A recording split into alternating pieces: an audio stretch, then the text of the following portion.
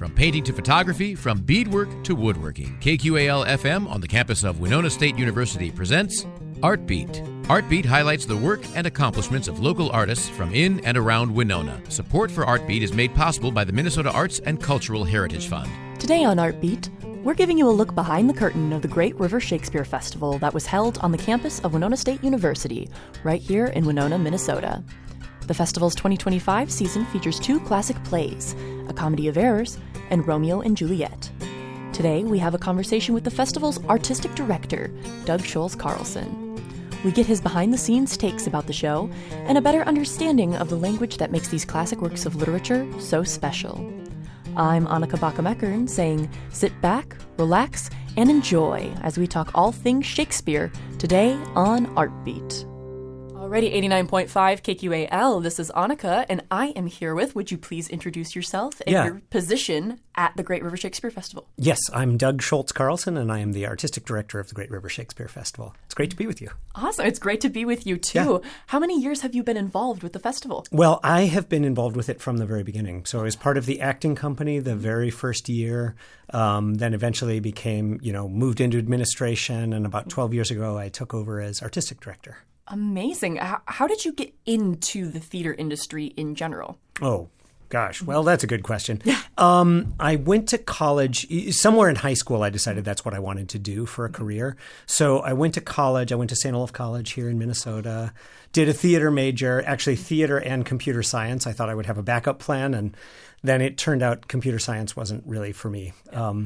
So then I interned at the Children's Theater in Minneapolis, went out to Seattle to the University of Washington and did a master's degree out there. And then that was a conservatory training as an actor. And that got me into the world. So then you're just out auditioning, spent a few seasons at the Utah Shakespeare Festival, then came back to Minnesota and auditioning for everything, started my own company. We had a Shakespeare Festival up in Grand Marais for a few years. And then, one thing led to another. You work in the theater industry, especially in a smaller market like the Twin Cities, you do a little bit of everything. So I was doing some stage combat along the way. I was doing some opera. That eventually led to directing opera, which is actually more of what I do during the year now, and directing theater. And so it's a whole convoluted route to get there. Yeah. So you started in acting and you ended up getting more in the behind the scenes. Yep. Is there one that you love more than the other, or do you still have an equal heart for both these days? You know what? I really do enjoy doing both. I do mostly directing now. I did almost exclusively acting for a long time, even though I had directing work that was coming my way. I had always thought you have to be a good director, you have to not want to be up there on stage. Like you can't, if you're sitting there as the director and you're like, well, I wish I was playing that part, then you're not going to do well as a director, and vice versa, So it took a number of years of feeling like, I've done a lot of acting. I've played a lot of the great roles that I wanted to play. And now I'm really ready to be a director. So. Oh, 100%. Yeah. So I do love them both. It's been a few years since I've been on stage, although I was just on stage at Minnesota Opera playing a very small non-singing role in Barber of Seville, which was a lot of fun. Oh, I find that if you're backstage or on stage, feeding both of those, and filling both cups so that you can go back and forth it's honestly incredibly fulfilling. Yeah, well, it's kind of different parts of your brain, because as an actor, you're trying to live the individual experience of one person. So you're moment to moment as this one person. And as a director, your job is to see the big picture, to tell the story of the whole thing, to come up with fun ideas to surprise the audience. So it's really different parts of your brain that you get to use. Oh, totally. How many shows are you working on with the Great River Shakespeare Festival right now? We have two up and running right now. Our Comedy of Errors, which I directed, and then Romeo and Juliet, which H. Adam Harris directed. I did the fights for it, so I am involved in that as well.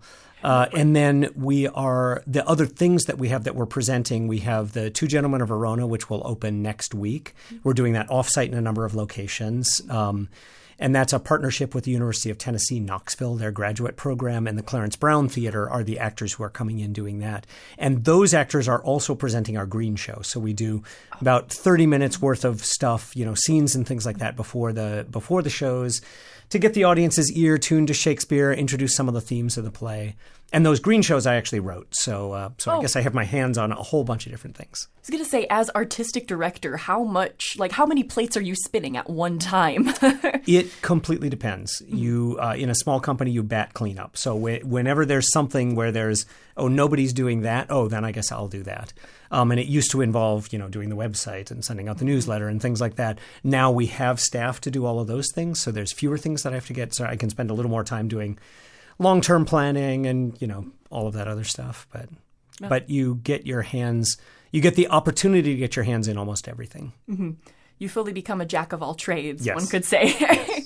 What does a typical day look like for you during festival season? I don't know that there is a typical day. Yes. Because it's always something. Like there is what you plan to do during the day, and then there is all the things that came up. During rehearsal, we have an 8-hour rehearsal day that we go 6 days a week. So during rehearsal, and because we're rehearsing 2 plays, we rehearse them in 2 blocks, so 2 4-hour blocks. So one of the shows has primary. You can choose whatever actors you want, rehearse whatever scenes you want, and then in your other block, you're secondary. So the other director gets to choose the actors they want. Whatever is left over, you can rehearse. So what that means is, as a director, you end up with, anywhere from 4 to probably 6 or 7 hours of rehearsal a day. So you're in rehearsal, and then there are meetings with props and looking at the set and, any kind of planning things, and then sort of longer term planning that's going on. And then once the show's open, we're really looking ahead toward next season.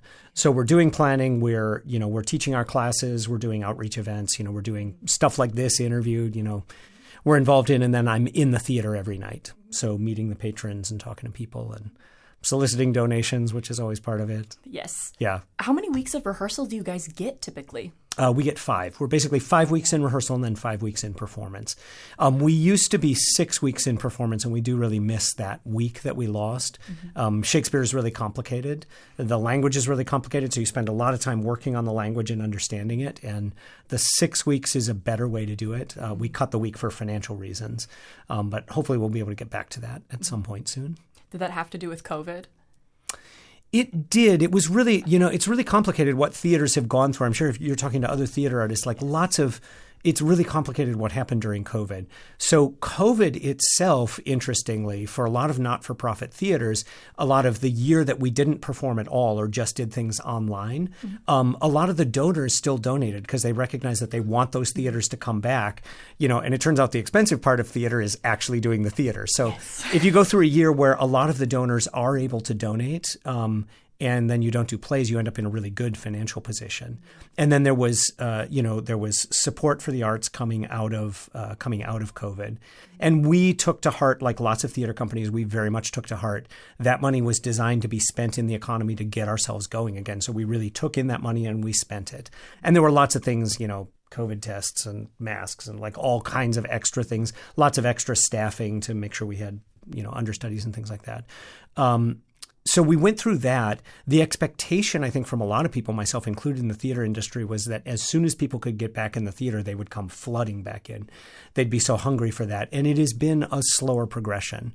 I think people are still nervous. Even now, there are still some people that are nervous about getting together in a big group. And so it has been a slow progression back. And honestly, lots of habits changed.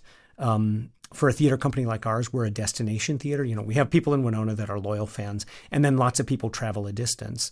So the commitment to, if you're going to take an entire weekend in the summer and you're going to travel from someplace and book a hotel and come, and if it's your yearly thing, this is our yearly trip down to Great River, it takes time to build those habits. So we had 15 or 16 years worth of building those habits in people.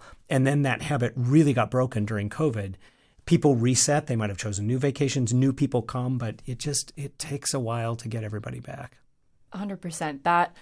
That camaraderie and that support behind theater is absolutely what fuels it. And the pandemic absolutely did just completely change the scene in more ways than one. Yeah. Absolutely. Yeah. And even the big theaters, the Broadway theaters are still feeling that their audiences are down from where they were. Things that are big hits are doing just fine.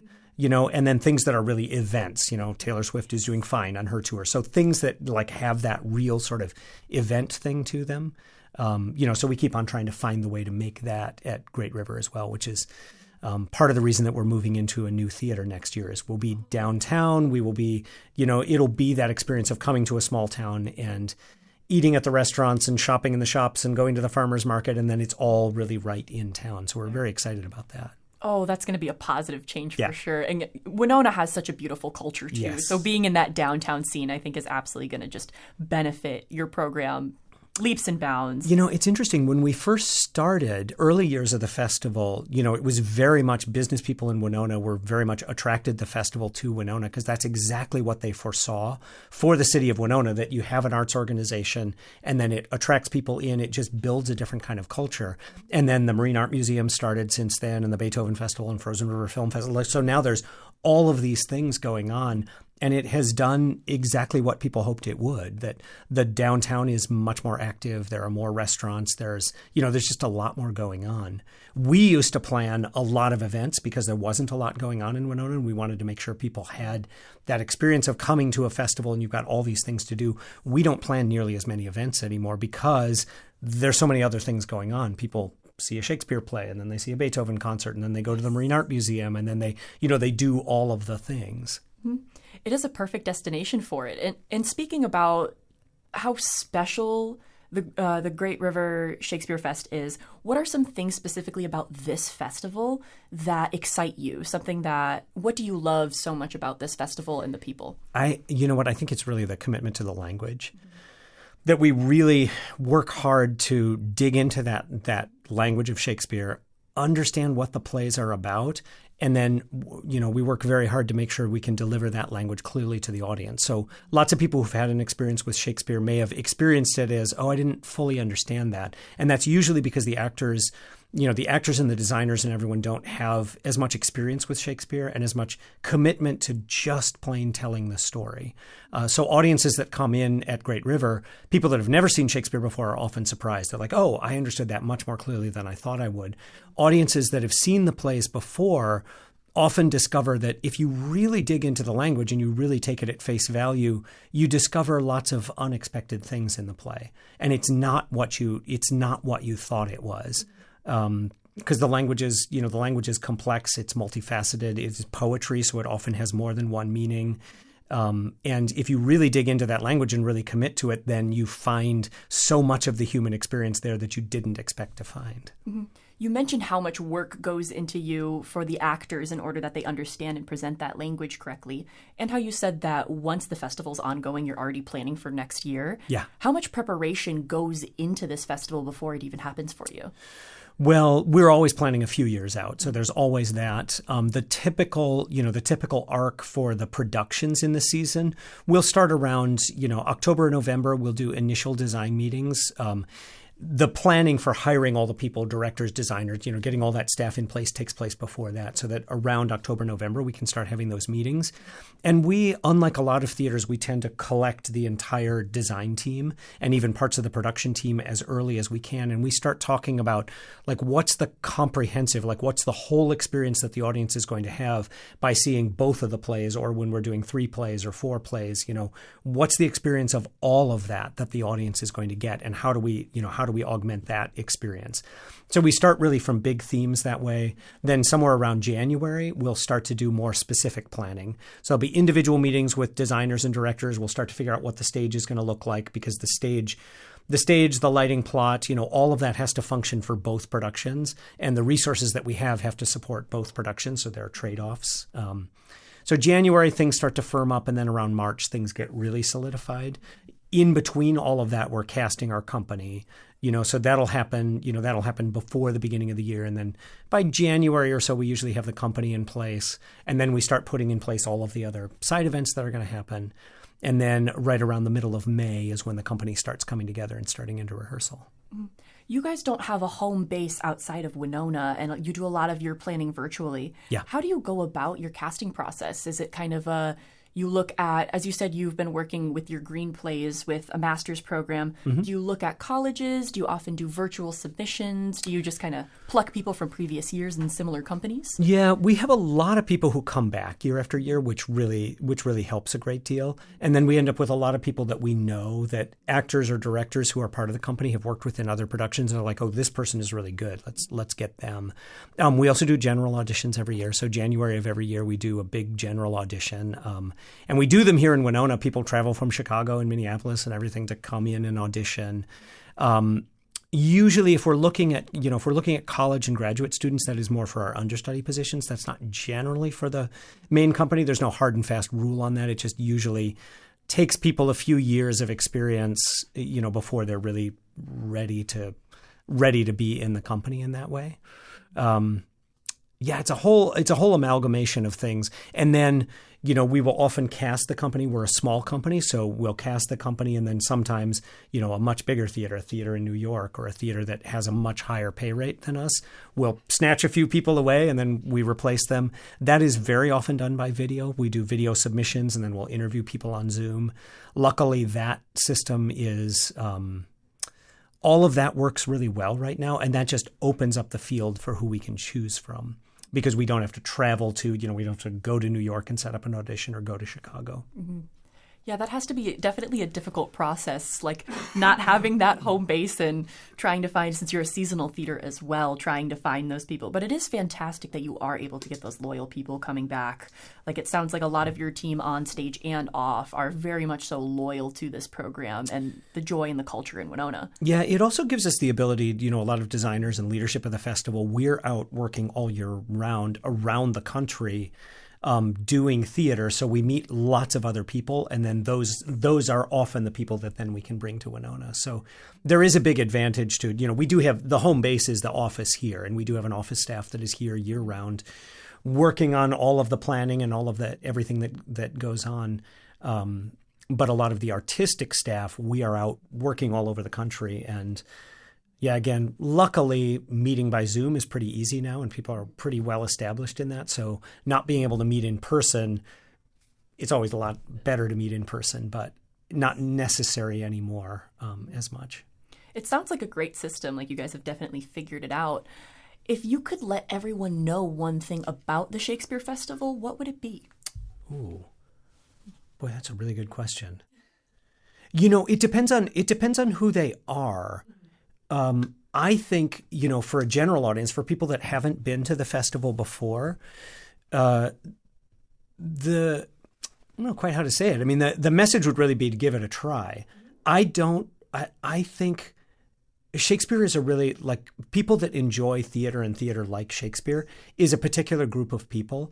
And I think what you want, what you need to be somewhat fascinated by language and the human experience and have that sort of empathy and want to get, really be fascinated by what that looks like and what the experience of seeing a lot of stories told, stories of lots of different people, and watching people be playful with language. And if that's something you're fascinated by, then the Shakespeare Festival will be something that you understand and love and really relate to. The people that are interested in Shakespeare come from kind of all walks of life. So people with a ton of education, people that, don't have as much education, people with lots of money, people with less, people come from everywhere that are fascinated by Shakespeare, which doesn't necessarily mean that everybody loves Shakespeare. It is, the analogy I often use is NASCAR, that, there are people who are passionate about watching those cars drive. I think you could explain to me all day long the strategy of NASCAR and how, and I'm sure I would find it really interesting to understand all of that, but I don't fundamentally love, the power of those engines and the cars going by. Like, the central thing that is really thrilling about that is not something that sort of sings in my heart. So what we're always looking for with people that want to come to the festival is that language, like is the way people use language, is that something that's fascinating to you? Is that something that sort of sings in your heart? And if it does, you'll probably love coming here, and you might really be surprised, even if you've seen Shakespeare before. That's a wonderful way to explain it. The NASCAR analogy, I think I'm going to steal that. A similar question is, if you could explain to the general population, what is a common misconception about your job? Oh, it's interesting to me. We often invite people in to watch like a tech rehearsal or to watch, and I'm fascinated.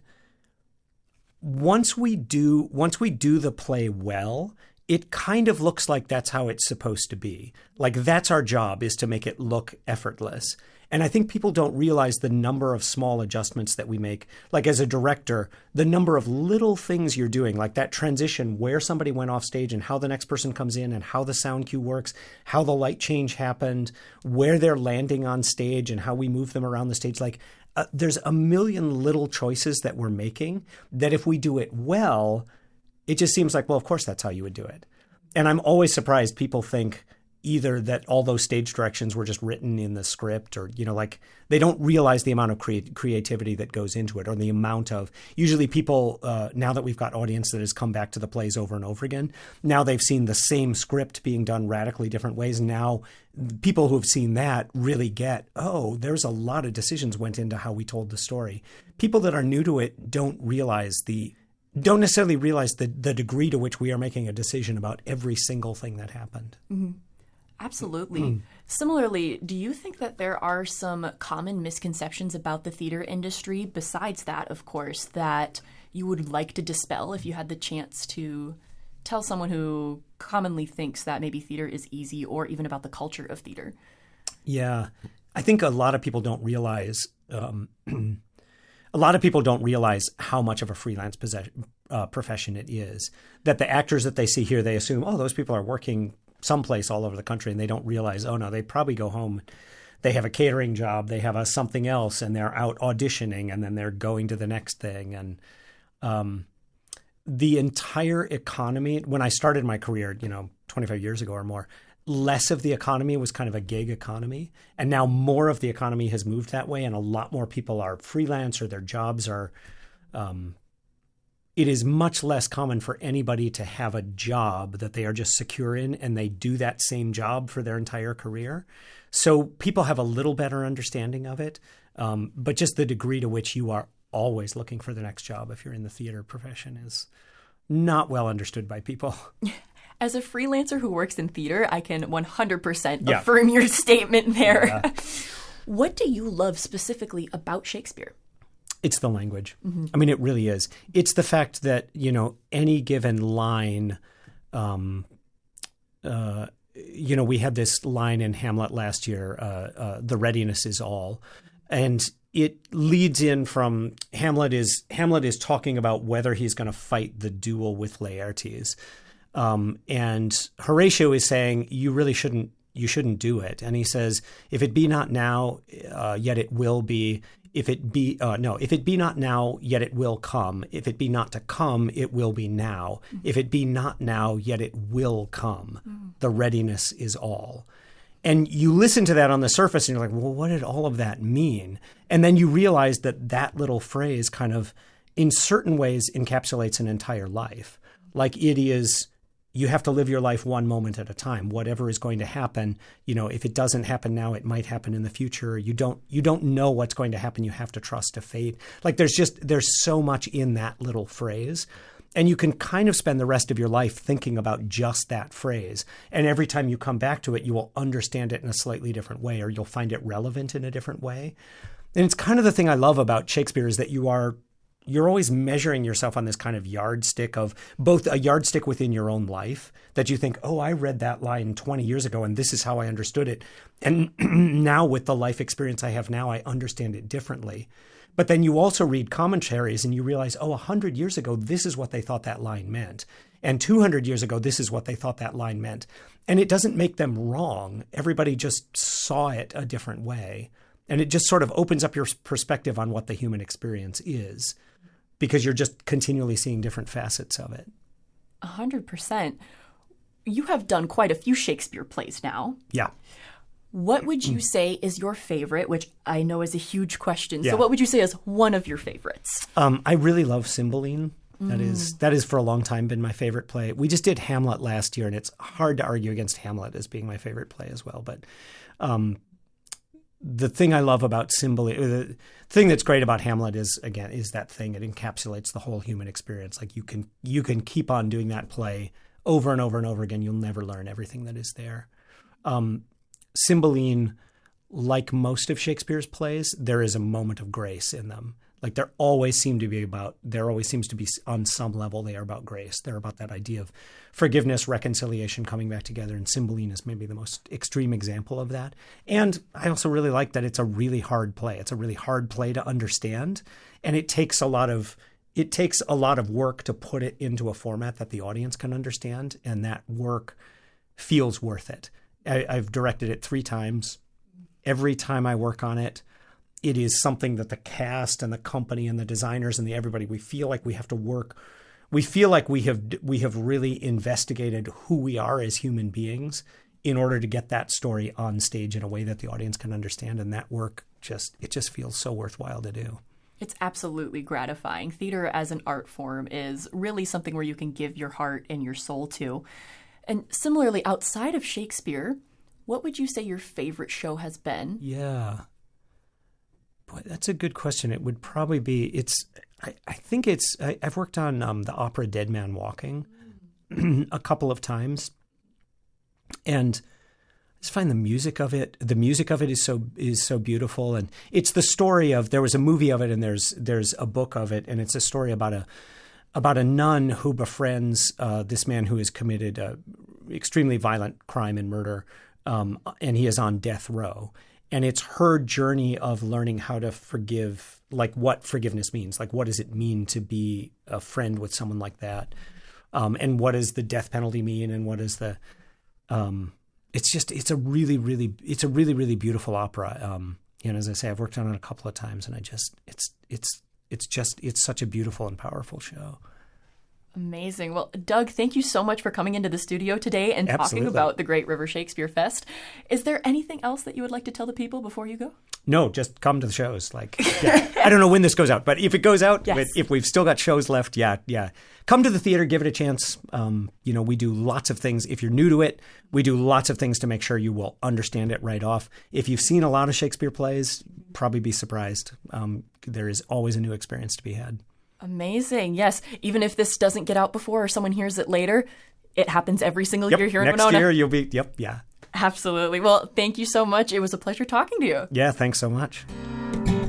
Thanks again to Doug Scholz-Carlson, the artistic director of the Great River Shakespeare Festival, for joining us today on Art Beat. To see some more from the group, go on and check them out on social media or at their website, GRSF.org.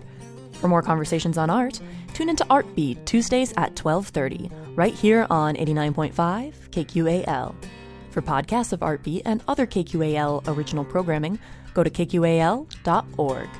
I'm Annika Bakkum-Ekern, and we've just heard from Doug Scholz-Carlson, the artistic director of the Great River Shakespeare Festival, here on Art Beat. Art Beat is written and produced by KQAL-FM on the campus of Winona State University. Visit us on the web at kqal.org.